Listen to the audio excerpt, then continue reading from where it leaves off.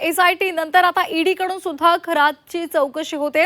ईडीनं खरातच्या संपत्तीची मोजणी सुरू केली अशी माहिती सूत्रांकडून समोर आली आहे। ईडीनं खरातचं बँक खातं सील केलेलं आहे।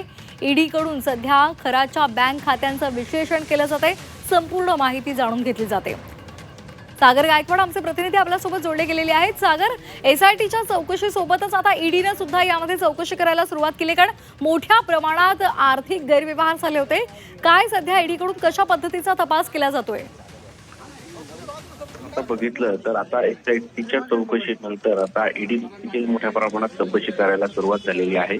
भोंदूबाबा अशोक खरात यांनी बेनामी संपत्ती अनेक ठिकाणी असल्याची माहिती जी आहे ईडीला मिळाल्यानंतर त्यानंतर गुन्हा दाखल झालेला होता आणि त्यानंतर आता ईडीने देखील चौकशी करायला सुरुवात केलेली आहे। त्यामध्ये ईशानेश्वर मंदिर असेल, नाशिकचं कार्यालय असेल, गवळणे येथे जी जमीन आहे त्याची देखील मोजमाप त्याची जी आहे ती आपल्याला सूत्रांमार्फत कळते। त्यामुळे ईडीने आता अशोक खरातची देखील चौकशी करायला सुरुवात केली आहे। लवकरच लैंगिक शोषणाच्या न्यायालयातल्या सुनावणीनंतर ईडी देखील अशोक खरातला ताब्यात घेऊन संपूर्ण प्रकरणाची चौकशी करणार असल्याची माहिती मिळते।